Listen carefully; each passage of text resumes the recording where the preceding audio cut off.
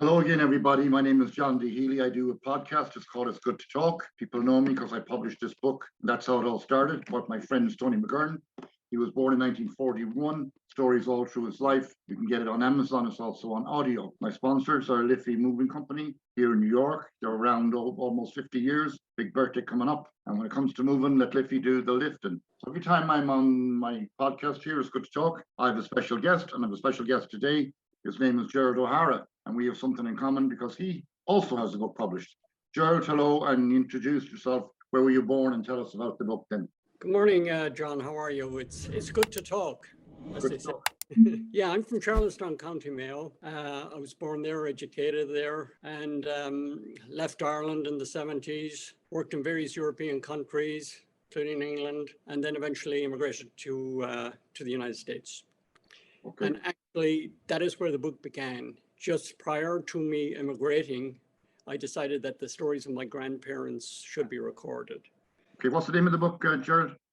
Name of the book is Breaking the Mauser Rifle. Breaking the Mauser Rifle, the O'Hara and Cawley families, and Ireland's path to Ireland's path to nationhood. Okay.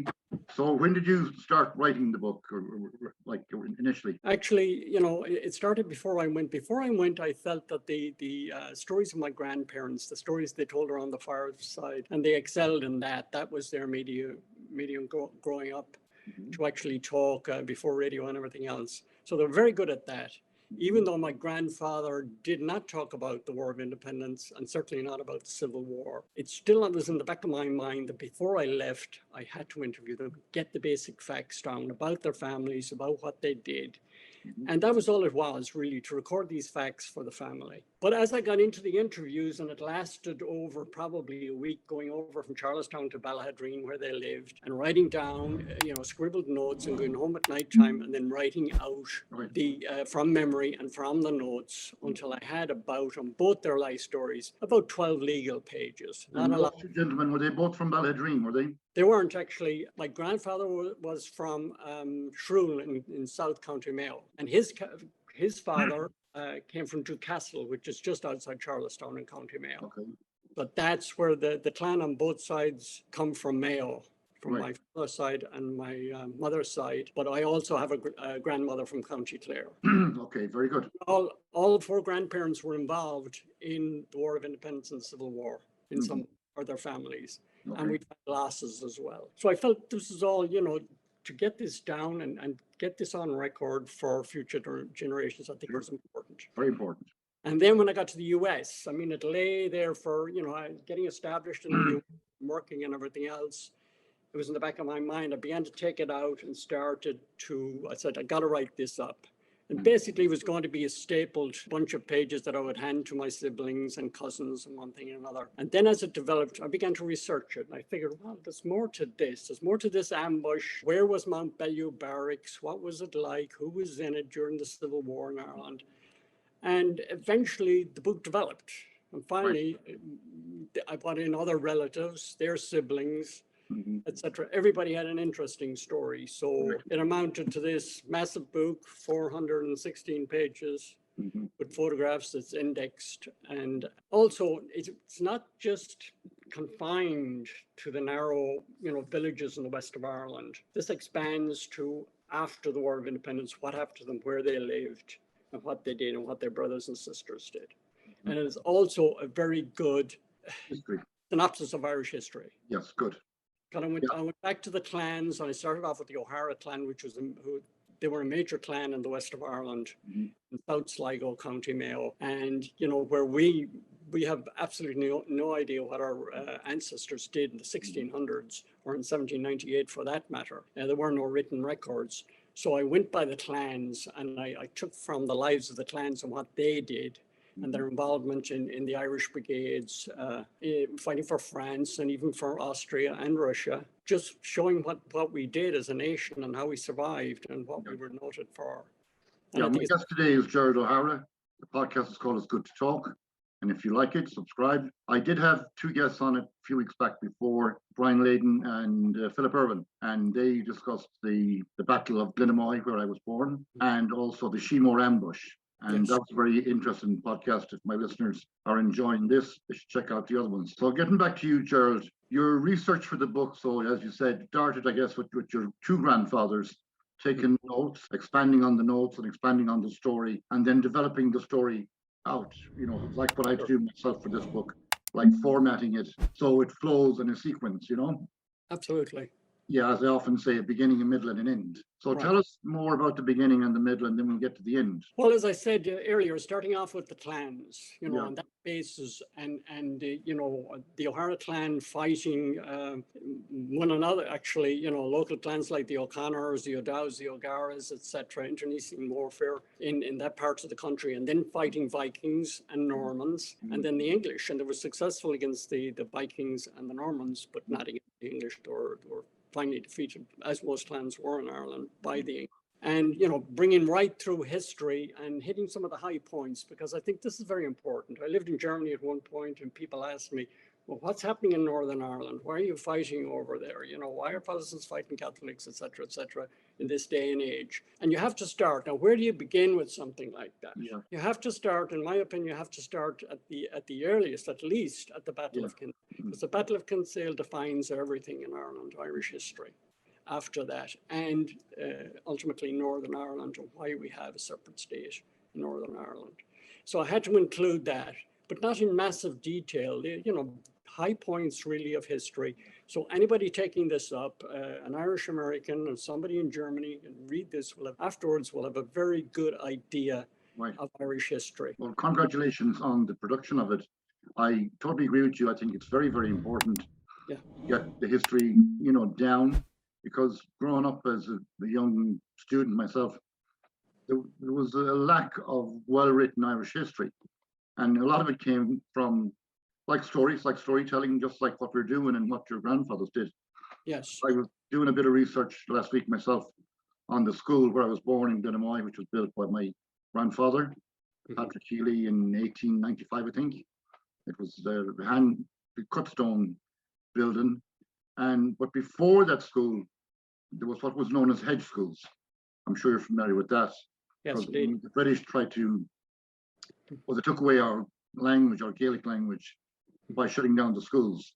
So teachers had to teach out in the open, out in the farm side, farmyards and the hedge schools, that's what they were called.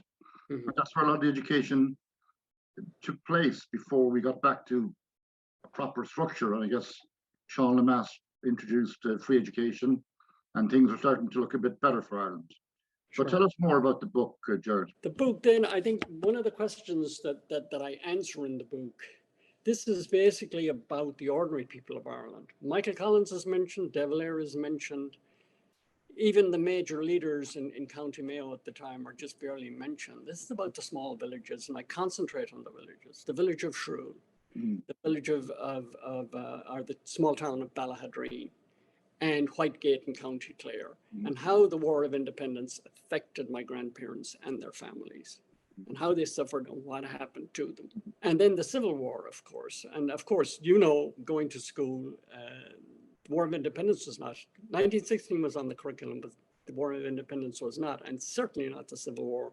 And the Civil War was not discussed at all by anybody.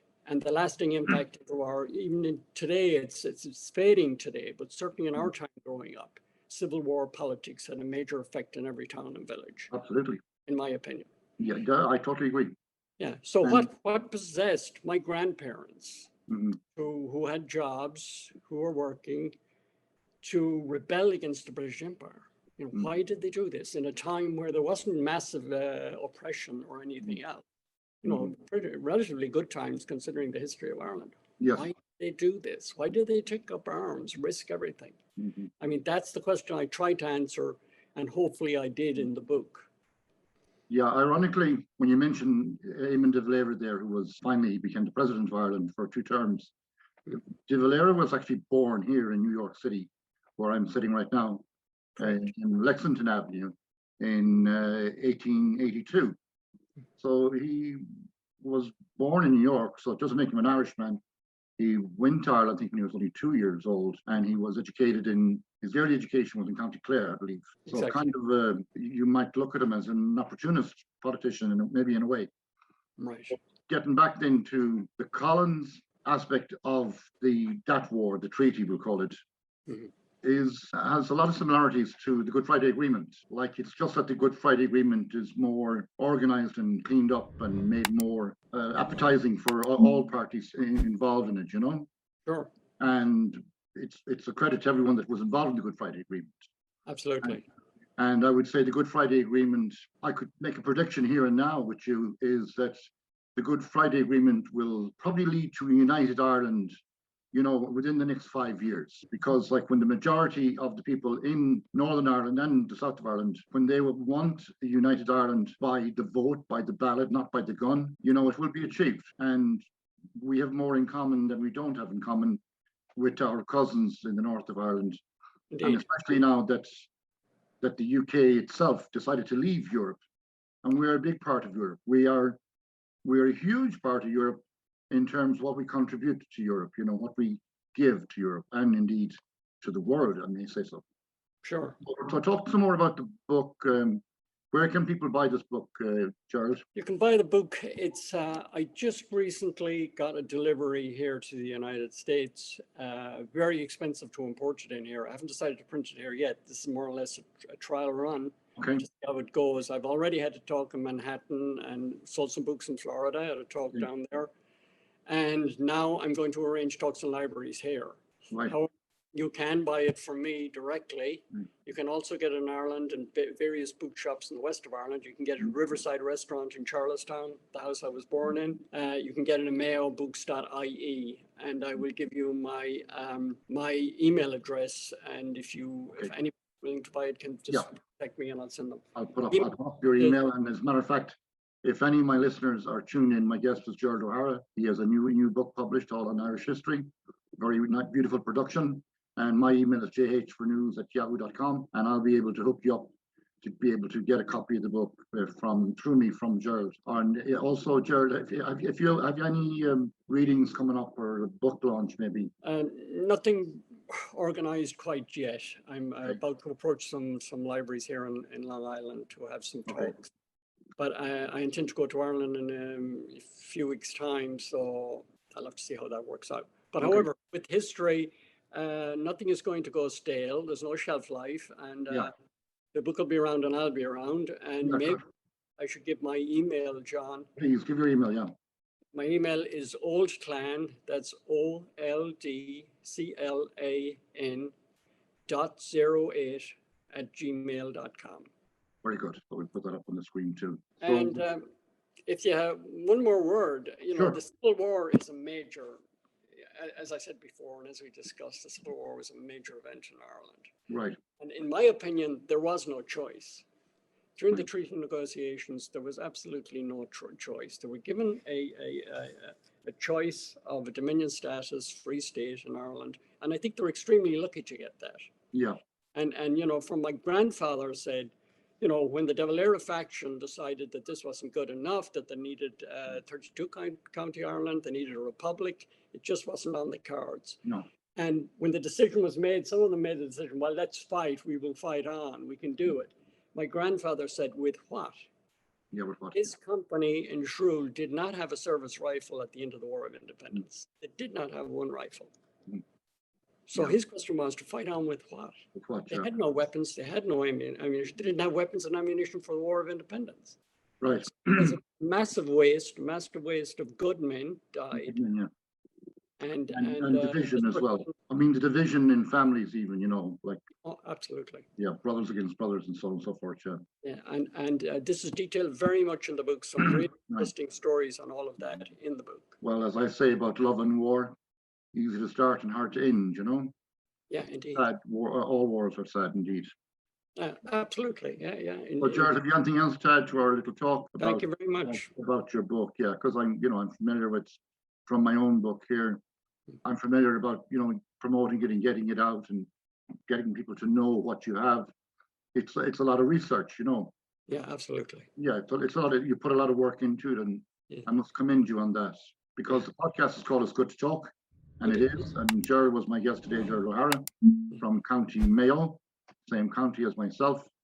And we're both here in New York now, in the USA. So Gerald, I'll sign off with you. Thank you, John. Appreciate it very much. Good luck with your podcast. It's great, and it surely is great to talk. It's good to talk, yeah. Thank Thank you. you.